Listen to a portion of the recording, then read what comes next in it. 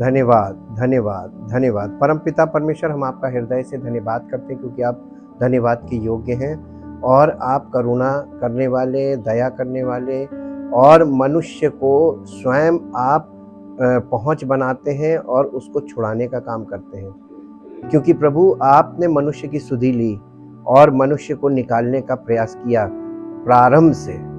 आपके वचन की शुरुआत से ये वचन बताता है कि आपने ही शुरुआत की मनुष्य को छुड़ाने की, और केवल छुड़ाने की नहीं बल्कि उसको पाप मुक्त करने के लिए, उसको पाप से छुड़ाने के लिए अपने पुत्र के बलिदान को भी दे दिया। हाँ प्रभु, आपने सब कुछ किया ताकि मनुष्य पूरी तरीके से पाप से मुक्त हो जाए और मृत्यु से बच जाए और अनंत जीवन का वारिस बने और आपकी संतान के रूप में जीवन व्यतीत करे ताकि आपकी महिमा हो। और इसी के लिए आपने सब कुछ करके मनुष्य के लिए रख दिया है। अब मनुष्यों की बारी है कि वो विश्वास करें और वचन के द्वारा आपकी जानकारी उन तक पहुँचे और पवित्र आत्मा के द्वारा उनके जीवन में कार्य हो, ताकि प्रभु हम सब आपकी संतान बने और जो आपने हमारे लिए ठहराया वो जीवन में हमारे पूरा किया जाए पवित्र आत्मा के द्वारा, और हमारा जीवन आपकी महिमा का कारण बने। इन सब बातों के लिए, इन सब योजनाओं के लिए जो आपने किया है और हमारे सामने सब कुछ रख दिया है, चुनाव हमें करना है, निर्णय हमें लेना है। प्रभु आज हम आपसे विनती करते हैं, जब लोग आपके वचन को सुनते हैं और समझ रहे हैं, उनकी समझ में आता है और वो निर्णय ले सके कि हम अपना जीवन उस महान परमेश्वर के हाथों में समर्पित करें जिसने हमारे लिए सब कुछ किया। और प्रभु आपका नाम हम सबके जीवन में महिमान्वित हो। धन्यवाद के साथ इस प्रार्थना को आपके इकलौते पुत्र प्रभु यीशु मसीह के नाम से मांगते हैं, आमीन। Praise the Lord. Kingdom of God part 94 में आज हम देखेंगे the consecration of the tabernacle and the presence of God. परमेश्वर के वो मूसा का जो तंबू तैयार हुआ था, उस तंबू का कॉन्सिक्रेशन का मतलब होता है उसको पूरी तरीके से शुद्ध करके समर्पित करना। अब उसको कोई दूसरी कामों में उसका उन चीजों का यूज ना हो। कॉन्सिक्रेशन मीन्स सेट अपार्ट, परमेश्वर के लिए उसको अलग कर देना। सेट अपार्ट ये एक प्रकार का पवित्रीकरण है। कॉन्सिक्रेशन मीन्स पवित्र करना। परमेश्वर के तंबू को और उसमें की सब चीजों को पवित्र करके तैयार किया गया ताकि परमेश्वर की उपस्थिति उसमें आए। अगर हम और आप हमें परमेश्वर हमको और आपको हमारे हृदय को पवित्र ना करे तो परमेश्वर की उपस्थिति हमारे जीवन में नहीं आ सकती है। परमेश्वर का आत्मा परमेश्वर की उपस्थिति है।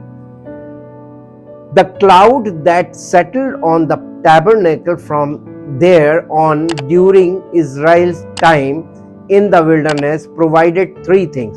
यानी ये जो मूसा का तंबू था, इस तंबू के ऊपर परमेश्वर की जो उपस्थिति आई थी और वो यानी निर्जन स्थान था, रेगिस्तान था, वहां पे ये तंबू जो था, ये तीन बातें इसके विषय में मुख्य हैं जो हम आज आपके साथ शेयर करेंगे। ये तीन मुख्य बातें थी। मूसा के द्वारा जो तंबू परमेश्वर ने तैयार करवाया था, ये इजराइलियों ने बनाया था। मूसा के मार्गदर्शन में ये काम हो रहा था और मूसा को ही जिम्मेदारी दी गई थी कि सब चीजों का निरीक्षण करें। अब हम देखेंगे, मेरे साथ निकाल लीजिए निर्गमन की पुस्तक और उसका 40 अध्याय का 9 और 10 पद पढ़ दीजिए। 9 और 10 पद। और अभिषेक का तेल लेकर निवास का और जो कुछ उसमें है होगा सब कुछ का अभिषेक करना और सारे सामान समेत उसको पवित्र करना, तब वो पवित्र ठहरेगा। सब सामान समेत होम वेदी का अभिषेक करना, उसको पवित्र करना, तब वो परम पवित्र ठहरेगी। कौन सी? जहां पर कुर्बानी होती थी, कुर्बानी वाली वेदी जो बाहर थी। लेकिन अब आप इसको बताएं, जब सब चीजें तैयार हो गई थी, इसके 39 अध्याय में आ जाइए, एक अध्याय पहले, 40 से एक पहले 39 अध्याय और उसका 42 पद पढ़िए, 42 और 43, 42, 43। अर्थात जो जो आज्ञा यहोवा ने मूसा को दी थी, उन्हीं के अनुसार इजराइलियों ने, देखिए काम कौन कर रहा था? इजराइली लोग, है ना। ये कांग्रीगेशन काम कर रही थी, कलीसिया बनने में। कलीसिया, यीशु मसीह जब कह रहा मैं अपनी कलीसिया बनाऊंगा, तो यीशु मसीह, मूसा की जगह आप यीशु मसीह को रखिए कि वो हेड है। तो इसमें काम किसको करना चाहिए? पूरी कलीसिया, सबको मिलके बनाना है, उसकी उपस्थिति का स्थान, उसका आत्मिक मंदिर। जी, तब मूसा ने सारे काम का निरीक्षण करके देखा कि उन्होंने यहोवा की आज्ञा के अनुसार सब कुछ किया है, और मूसा ने उनको आशीर्वाद दिया, उन्हें आशीष दी, ये समझ लीजिए। और मूसा ने आशीष कब दी? जब उसने देखा कि इन्होंने सब कुछ जैसा परमेश्वर ने कहा था वैसे ही किया। एग्जैक्ट करना है, इसमें हम अपनी बुद्धि नहीं लगा सकते परमेश्वर के कामों में। अब इसी तरीके से जब ये तैयार हो गया, तो इसका पवित्रीकरण करने के लिए परमेश्वर ने मूसा से कहा था। इसमें 3 बातें बहुत मुख्य हैं जिसे हम देखेंगे। पहली बात, द क्लाउड वाज विजिबल, यानी ये जो परमेश्वर की प्रेजेंस ऑफ गॉड है, परमेश्वर की उपस्थिति, ये बादल के रूप में आई थी। तो बादल दिखाई देता है, जो परमेश्वर की वो उपस्थिति और वो महिमा जो दिखाई देती है, उसको शिकायना ग्लोरी बोलते हैं, शिकायना ग्लोरी। तो परमेश्वर ने अपने आप को प्रकट किया था इजराइलियों के सामने। Number 1, the cloud was a visible reminder of God's presence with his people.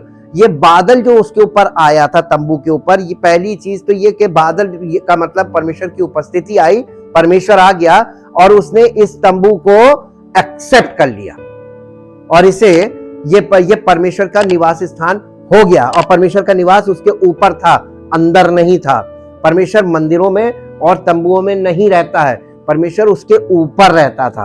अब हम और आप देखेंगे कि ये ऊपर रहने का मतलब क्या था, कि ये एक बात का ये हमेशा लोग देखते रहे कि परमेश्वर की उपस्थिति, और ये जहां बीच में तंबू बना था, उसके इजराइल के कितने गोत्र थे? 12 गोत्र थे। और 12 को अगर हम 4 से डिवाइड करें तो 3 आएगा। तो यानी 3 गोत्र के लोग एक दिशा में, 3 गोत्र के लोग दूसरी दिशा में, 3 गोत्र के लोग बगल में, और 3 गोत्र के लोग इस बगल में। ये उनके रहने के तंबू लगते थे, और वो लोग यहाँ पर निवास करते, तो बीच में ये तंबू होता था। अगर आप इसको ऐसे करके देखेंगे तो ये ऊपर से अगर आप इसकी पिक्चर लेते तो ये क्रॉस बन जाती है। ये एक उसमें भेद है।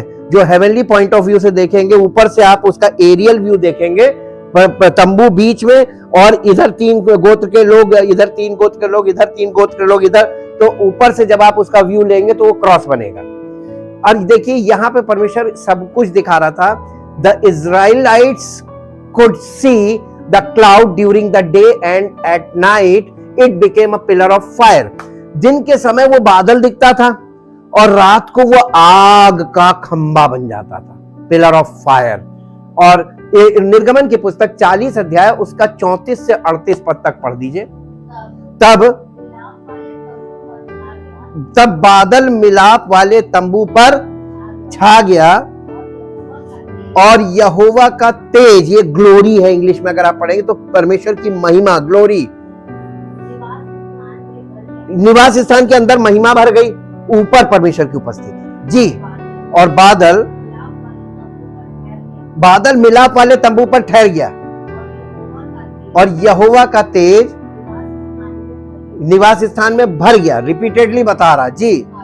इस कारण मूसा उस तंबू में प्रवेश नहीं कर पाया। इजराइलियों की सारी यात्रा में ऐसा होता था कि जब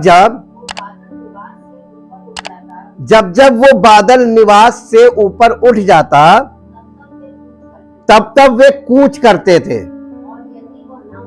और यदि वो ना उठता तो जिस दिन तक वो ना उठता था, उस दिन तक वो लोग कूच नहीं करते थे, वहीं ठहरे रहते थे। इसका मतलब यह कि बादल है तो वो बैठे हुए हैं, और बादल हटा तो इसका मतलब चलना है। तो सब पैकिंग शुरू हो जाती थी तुरंत। तंबू को भी फोल्ड करना पड़ता था और अपना सामान भी फोल्ड करना पड़ता था, अपना तंबू भी, यानी अपनी भी जिम्मेदारी और परमेश्वर की उपस्थिति के स्थान को लेकर चलना है। ये तंबू को लेकर चलना है। इसी के साथ साथ एक पद और पढ़ दीजिए। हाँ, 38। इजराइल के घराने की सारी यात्रा में दिन को तो यहोवा का बादल निवास पर, और रात को उसी बादल में आग। इसका मतलब वो देखते थे, दिखाई देती थी, परमेश्वर की उपस्थिति दिखाई देती थी।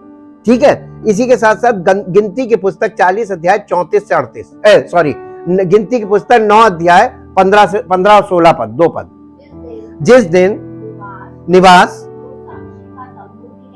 जो साक्षी का तंबू भी कहलाता है, खड़ा किया गया, उस दिन बादल उस पर छा गया, और संध्या को वो निवास पर आग सा दिखाई दिया, और भोर तक दिखाई देता रहा। आग दिखाई देती रही, रात भर आग दिखती थी और दिन में बादल ये छा जाता था। रोज ऐसा ही होता था, अर्थात दिन को बादल छाया रहता और रात को आग दिखाई देती थी। यही प्रेजेंस ऑफ गॉड है। फायर, हमने पहले आपको बताया था ना, fire represents presence of God, परमेश्वर की उपस्थिति। आग जो है वो परमेश्वर की उपस्थिति को दिखाती है। It showed Israel God's transcendence, यानी ये इजराइलियों को ये दिखाता था कि परमेश्वर क्या है, ट्रांसडेंस है। ट्रांसडेंस का मतलब होता है he is far greater than we are. ये इस ट्रांसडेंस का मतलब होता है कि परमेश्वर हमसे कहीं अलग है। हम इंसान हैं और वो परमेश्वर है, वो हमसे बिल्कुल विपरीत है। और and separated from his creation, यानी मनुष्य की सृष्टि से परमेश्वर बिल्कुल अलग है। वो सृष्टि करता है और हम उसकी सृष्टि हैं। तो एक सृष्टिकर्ता और एक सृष्टि के बीच में बहुत अंतर है, हम उसको नहीं समझ सकते। His creation by his holiness, यानी उसकी पवित्रता के कारण वो हमसे बिल्कुल अलग है। वो पवित्र है और हम पापी। ये अंतर बहुत बड़ा अंतर है। रोमियो की पत्री 11 अध्याय 33 से 34, 35, 36 पद पढ़ दीजिए।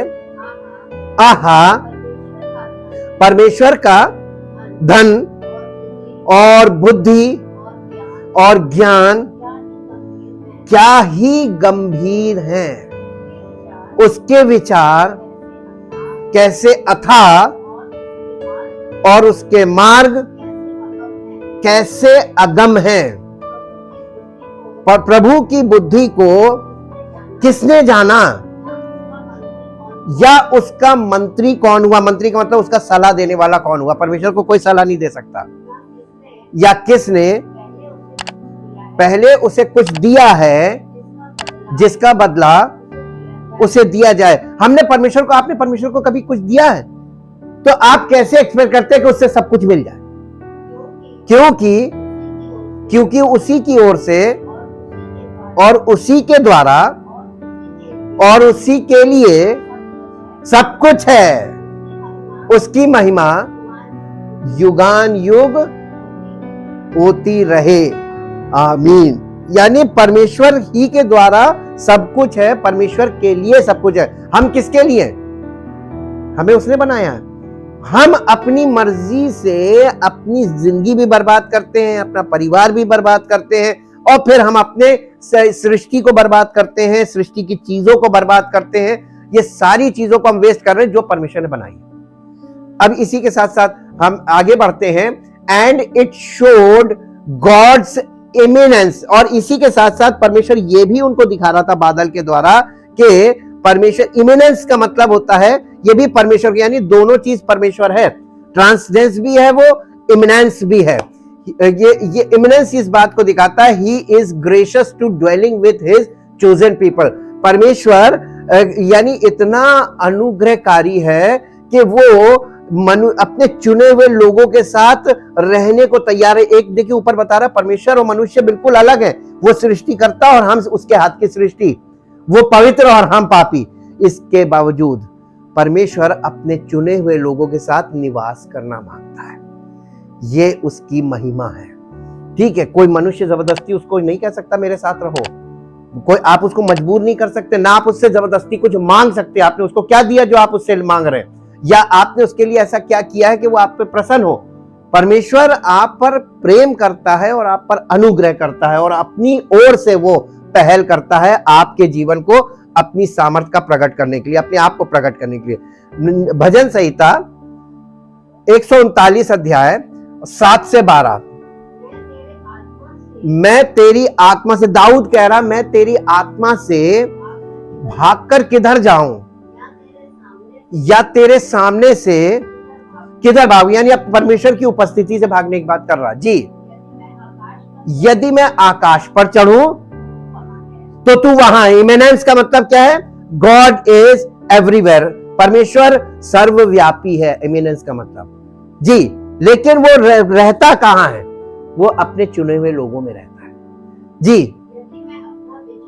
यदि मैं अपना बिछौना अधोलोक में बिछाऊं तो वहां भी तू है।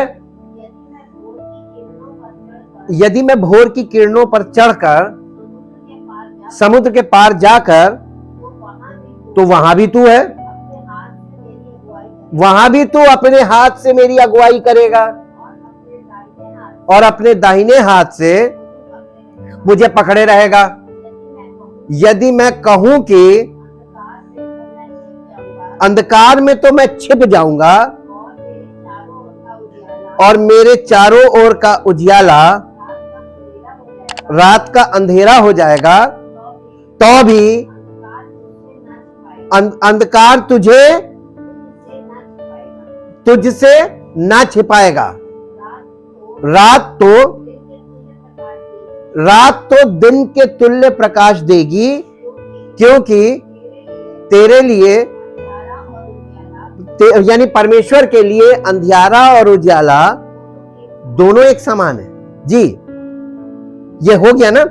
इसके बाद हम देखते हैं, ये इसी के साथ भजन संहिता और उसका भजन संहिता 145 का 18, 145 उसका, मैं है जितने यहोवा को पुकारते हैं, अर्थात जितने उसको सच्चाई से पुकारते हैं, उन सबों के, देखिए परमेश्वर सर्वव्यापी भी है, लेकिन वो रहता कहां है? जो सच्चाई से उसे पुकारते। ये हिंदी में है, इसको इंग्लिश में जरूर पढ़ना पड़ेगा, क्योंकि यहां पर इंटरप्रिटेशन प्रॉब्लम आती है। कई बार लोग कहते हैं हमने बड़ी सच्चाई से उसको पुकारा। नहीं, ये सच्चाई से पुकारने की बात नहीं कर रहा है। इंग्लिश में इसको पढ़िए तो अभी आपको पता चल जाएगा ये कह क्या रहा है। इसमें बहुत बड़ा भेद छिपा हुआ है। ये हिंदी भाषा से आपको कुछ नहीं क्लियर होगा। 145 का 18, साम 145:18, जितने उसको सच्चाई से पुकारते हैं। सच्चाई से पुकारना नहीं है, इसको इंग्लिश में पढ़ेंगे तब क्लियर आएगा। The Lord is near to all who call upon him, to all who call upon him sincerely and in truth। देखिए सच्चाई से पुकारते नहीं लिखा है, एंड इन ट्रुथ, सच्चाई में परमेश्वर है, सत्य में। और यीशु मसीह ने कहा मार्ग, जीवन और सत्य तुम यीशु मसीह में है। तुम यीशु मसीह में आना आपको। अगर आप परमेश्वर को पुकार रहे हैं तो आप पुकारते रहिए, सारी जिंदगी नहीं सुनेगा। जितने उसको सच्चाई में पुकारेंगे, यानी मसीह में पुकारेंगे, उन सबके वो बिल्कुल निकट है। ये है, और सिंसियरिटी चाहिए यहां पर, आपको समझदारी चाहिए कि पुकारना कहां पे है, क्या मतलब। परमेश्वर के वचन को हिंदी में पढ़कर लोगों को लगता है कि अरे हमसे बड़ा कोई धर्मी नहीं। आपको कुछ नहीं मिला, क्योंकि आपने इसका अध्ययन नहीं किया। पवित्र आत्मा के नजरिए से आपको इसको समझना है।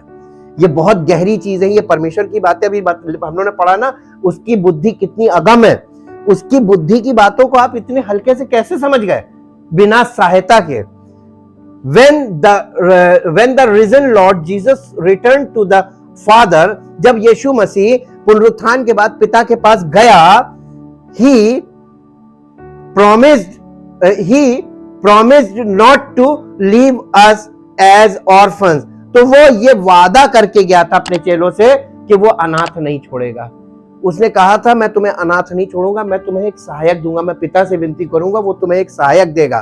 But to send his spirit to dwell in us, उसने अपना आत्मा भेजा, मसा किया हुआ आत्मा, और वो भेजा ताकि वो आत्मा हमारे अंदर निवास करे। Which was fulfilled on the day of Pentecost, जो पेंटेकोस्ट के दिन वादा पूरा कर दिया था। वहां से कलीसिया का जन्म हुआ, वहीं से कलीसिया शुरू हुई। दूसरा पॉइंट है the cloud represented God's protection over Israel. ये जो बादल छा गया था, ये परमेश्वर की उपस्थिति जो आ गई थी तंबू पे, ये इस बात को भी दिखाती है कि परमेश्वर इजराइलियों को प्रोटेक्ट कर रहा था, यानी उनकी सुरक्षा करता था, बीच में था। ये 12 गोत्र 3-3 करके ऐसे चारों तरफ वहां पे अपना निवास, यानी निवास का तंबू लगाए हुए थे, और बीच में परमेश्वर का तंबू था, परमेश्वर की प्रेजेंस थी वहां पे। The cloud shielded them from the desert, यानी ये जो बादल था, ये दिन के समय वहां पर रेगिस्तान था, और रेगिस्तान में मालूम है आपको बालू का तूफान चलता है, सैंड स्टॉर्म बोलते हैं उसको, यह बहुत भयानक होता है, और इससे बचना बहुत मुश्किल होता है। आप पूरा अपने आप को लपेट लीजिए, आंख खुली तो आंख में भी पड़ जाएगी। इसलिए परमेश्वर, इतनी गर्मी होती थी, ये बालू गर्म हो जाती है, तो बालू को जब गर्म किया जाता है और उसके अंदर चना डाला जाता है और फिर घुमाया जाता है, तो क्या होता है? तो ऐसे ही इंसान भी भुन जाता था। ये बालू जहां होती रेगिस्तान में, इंसान भी ऐसे ही भुन जाता है।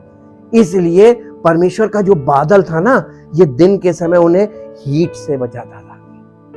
कितना परमेश्वर ख्याल करता था, उनको हीट से बता रहे, during the day as a fire it illuminated and warmed them at the night, और रात को उन्हें रोशनी यानी आग के रूप में बन जाता था, ताकि उन्हें रोशनी भी मिले और गर्माहट भी मिले, क्योंकि रेगिस्तान में दिन गर्म होता है, रात ठंडी हो जाती है। इसलिए परमेश्वर उनको दिन का भी ख्याल रखता था, टेम्परेचर का कितना ख्याल रखता था कि मनुष्य को कितने टेम्परेचर में रहना है। भजन संहिता 105 अध्याय उसका 39 पद, उसने छाया के लिए बादल फैलाया और रात को प्रकाश देने के लिए आग प्रकट की। इस प्रकार वो उनको गाइड करता था और उनके बीच में बना रहता था। When Pharaoh's army was pursuing Israel on the shores of the Red Sea, जब लाल समुद्र के तीर पे इजराइल फिरौन की सेना इन लोगों का पीछा करके आई थी, लाल समुद्र से पार होने से पहले, तो जब वो इनका पीछा करती हुए आई थी, तो इनको बचाया किसने था?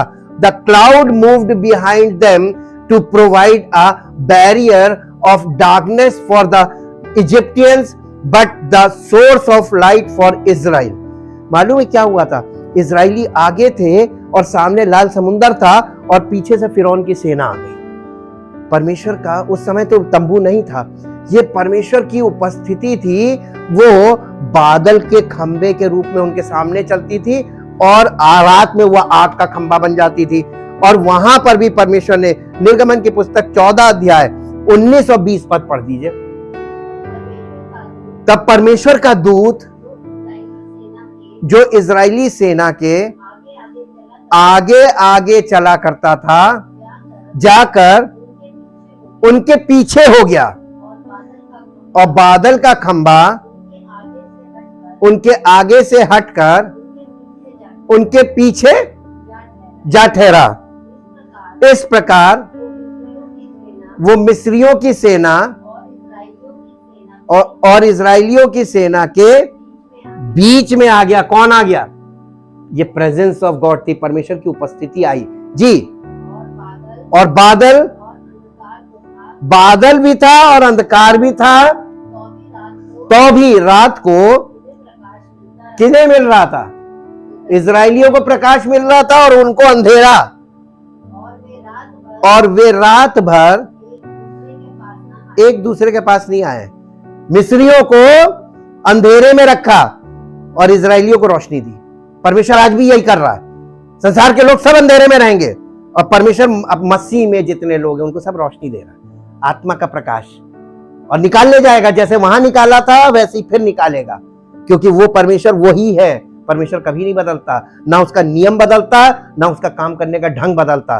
परमेश्वर उसी तरीके से काम करेगा। इसीलिए बार बार वचन में लिखा है, जैसे नूह के दिनों में हुआ था वैसे ही मनुष्य के पुत्र। नूह के दिनों में क्या हुआ था? लोग उसी पानी में मर रहे थे, और उसी पानी में जिनको बचाना था वो बचा रहा था। वो बचा रहा था, ये मर रहे थे, वो बचा रहा था, ये मर रहे थे, वो जितना पानी ऊपर गया वो ऊपर गए, और ये जितना पानी ऊपर गया ये सब नीचे गए। परमेश्वर एक ही बार में दो काम करता है। जिस रास्ते से इजरायलियों को निकाल के बचाया था, उसी रास्ते पे वो फिरौन की सारी सेना को उसी में डुबा के मार दिया। उसी रास्ते में, रास्ता वही रहेगा, उसी रास्ते में मार देगा। जिसको बचाना उसे बचाएगा, जिसे नहीं बचाना उसी में मार देगा। कोई दूसरा रास्ता नहीं था। जिस रास्ते इजरायली गए थे उन्हीं के पीछे पीछे वो लोग घुसे थे। इजरायलियों को पार लगा दिया तो इन्हें फंसा दिया। वो परमेश्वर है। इसलिए परमेश्वर के साथ बिल्कुल खिलवाड़ नहीं, बहुत सीरियस होना चाहिए। और उसके वचन को आप समझेंगे तभी आप सीरियस होंगे। Number 3, the cloud provided God's guidance of Israel through the wilderness. ये निर्जन स्थान में, रेगिस्तान में जब परमेश्वर इन्हें लेके चल रहा था जंगल में, तो ये जो बादल था ये उनको क्या कर रहा था मालूम है? उनको मार्गदर्शन कर रहा था, गाइडेंस दे रहा था। आज ये मार्गदर्शन परमेश्वर की उपस्थिति का बादल था। आज क्या है मालूम है? पवित्र आत्मा, वही बादल है जी। when the cloud moved Israel moved। बादल जब हटता था इजरायली चल पड़ते थे, लेकिन बादल जब रुक जाता था इजरायली रुक जाते थे। आपको पढ़ने में और सुनने में बड़ा सरल लग रहा होगा, लेकिन सबसे कठिन काम यही है। आप परमेश्वर के इशारे पे चल सकते हैं? कहना बहुत सरल है। सोचिएगा, बहुत ध्यान से सोचिएगा, इजरायलियों को देखकर सोचिएगा। जब ये पढ़ेंगे आप ना, तब आपको समझ में आ जाएगा ये कितना टफ पार्ट है। ये बहुत टफ पार्ट है। गिनती की पुस्तक में आइए, 9 अध्याय 17 से 23 पद पढ़िए। और जब जब वो बादल तंबू से उठ जाता था तब प्रस्थान करते थे। यानी वो तंबू भी फोल्ड करना, अपना तंबू भी फोल्ड करना, परमेश्वर का तंबू भी फोल्ड करना, और वो तब तब प्रस्थान करते थे। और जिस स्थान पर जहां पे बादल ठहर जाता था, वहीं इजरायली वहीं पे डेरे खड़े करते थे। यहोवा की आज्ञा से इजरायली प्रस्थान करते थे, और यहोवा ही की आज्ञा से वे डेरे खड़े भी करते थे। और जितने दिन तक बादल निवास पर ठहरा रहता, उतने दिनों तक वे डेरे डाले पड़े रहते थे। जब बादल बहुत दिन निवास पर छाया रहता, तब भी इजरायली यहोवा की आज्ञा मानते थे और प्रस्थान नहीं करते थे। कभी कभी वो बादल थोड़े ही दिन तक निवास पर रहता, और तब भी वे यहोवा की आज्ञा से डेरे डाले पड़े रहते थे। और फिर यहोवा की आज्ञा से वो प्रस्थान करते थे। वो कभी कभी बादल केवल कभी कभी वो सुबह से शाम तक ही ठहरता था। अरे बाप रे बाप। और जब वो भोर को उठ जाता था तब वे प्रस्थान करते थे। और यदि वो रात दिन बराबर रहता, तो जब बादल उठ जाता तभी वे प्रस्थान करते थे। वो बादल चाहे 2 दिन या चाहे 1 महीना, चाहे वर्ष भर, जब तक निवास पर ठहरा रहता था, तब तक इजरायली अपने डेरों में रहते थे और प्रस्थान नहीं करते थे, परंतु जब वो उठ जाता तब वे प्रस्थान करते थे। यहोवा की आज्ञा से वे अपने डेरे खड़े करते और यहोवा ही की आज्ञा से वे प्रस्थान करते थे। जो आज्ञा यहोवा मूसा के द्वारा देता था उन्हें, उसको वे माना करते थे। आज की दशा देख लीजिए। अब आप बताइए, ये कठिन काम था कि नहीं था? ये टूरिंग जॉब था। हर समय बस ध्यान रखो, पता नहीं अभी थोड़ी देर बाद बादल हट गया तो तुरंत, यानी एकदम मिलिट्री लाइफ जी। हाँ, लेकिन ये डिसिप्लिन के लिए परमेश्वर उनको डिसिप्लिन में ला रहा था कि मेरे साथ चलना, मेरे साथ रहना। तो discipline, the most important thing, discipline. घर में डिसिप्लिन नहीं, जिंदगी में डिसिप्लिन नहीं, आपकी जिंदगी परमेश्वर कभी दूर दूर तक आपसे मतलब नहीं रखेगा, क्योंकि इतना डिसिप्लिन वाला परमेश्वर इजरायलियों को डिसिप्लिन में लाने के लिए। क्यों इसमें ज्यादा लोग मर गए थे वहीं पे जंगल में? क्योंकि वो डिसिप्लिन नहीं मानते थे, वो डिसिप्लिन में नहीं आते, क्योंकि वो इन चीजें, अरे यार परमेश्वर जब देखो तब चलो, जब परमेश्वर का बादल हटा चलना तैयार, एकदम रेडी रहना है। आपको परमेश्वर में हमेशा रेडी रहना, पता नहीं कब उसका इशारा क्या हो जाए। और आपकी जिंदगी का जो आखिरी सांस होती है, किसके इशारे पे? तुरंत आपका तंबू गिर जाता है उसके एक इशारे पे। रोक के दिखा दीजिए, क्या कोई व्यक्ति अपने प्राणों को रोक के दिखा सकता है कि वो ना मरे? जब हमारा प्राण उसी का है, जिस दिन समय पूरा होगा प्राण ले लेगा। ये उसने तंबू दिया है, ये शरीर एक तंबू है और इसमें वो प्राण डाले हैं ताकि तुम परमेश्वर के अनुसार जीवन व्यतीत करो या अपनी मर्जी में। हिसाब मैं ले लूंगा, क्योंकि मैंने ही प्राण दिया है और ये प्राण मेरा है। जब प्राण लूंगा तो तुम्हारी आत्मा का हिसाब करूंगा कि तुमने क्या किया जमीन पर। ये इस चीज में दिखाया गया है। Same in the new testament, the true followers of Jesus Christ led by the Holi spirit, ठीक ऐसे ही जैसे वो चलते थे, उन्हें चलना सिखा रहा था जंगल में। परमेश्वर किस मार्ग में हमें ट्रेनिंग में ले जाता है? आत्मिक जीवन में आपको ट्रेनिंग के लिए पहले जंगल में ले जाएगा। जंगल का मतलब हर चीज में आपको परखेगा। घटी में ले जाएगा, खिलाता भी रहेगा, घटी भी होगी, खिलाएगा भी, घटी भी होगी, ताकि आप बैलेंस करो। रोमियो की पत्री 8 अध्याय उसका पहला पद पढ़िए। अतः अब जो मसीह यीशु में है, उन पर, केवल उन पर दंड किया। मसीह यीशु में है का मतलब क्या हुआ? उन पर दंड की आज्ञा नहीं है जो मसीह में है। आगे पढ़ दीजिए। क्योंकि जो मसीह में है वे शरीर के अनुसार नहीं,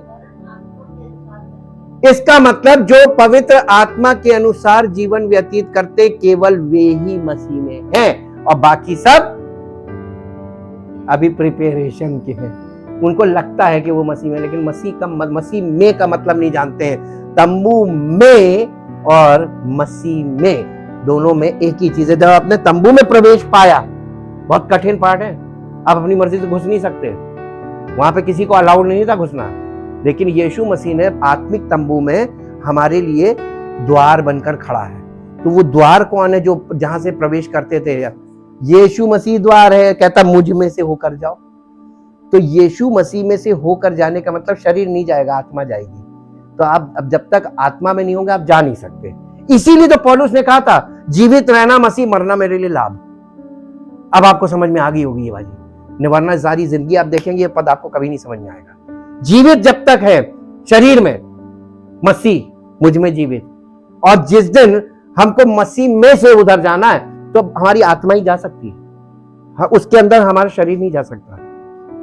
जितने, क्योंकि उन पर दंड किया गया नहीं, जो मसीह में है उन पर दंड किया गया नहीं, क्योंकि वे शरीर के अनुसार नहीं वरन आत्मा के अनुसार चलते। इसका 14 पद, इसलिए कि जितने लोग परमेश्वर के आत्मा के चलाए चलते हैं वे ही परमेश्वर के पुत्र हैं। कैसे चलाया जाता? आत्मा के चलाए चलना देखना है आप इजरायलियों में देख लीजिए जाके, अभी जो आपके सामने पढ़ा है 9 अध्याय का, उसको आप देख लीजिए। आत्मा के चलाए चलने का मतलब बादल हटा चल दो, बादल है बैठे रहो।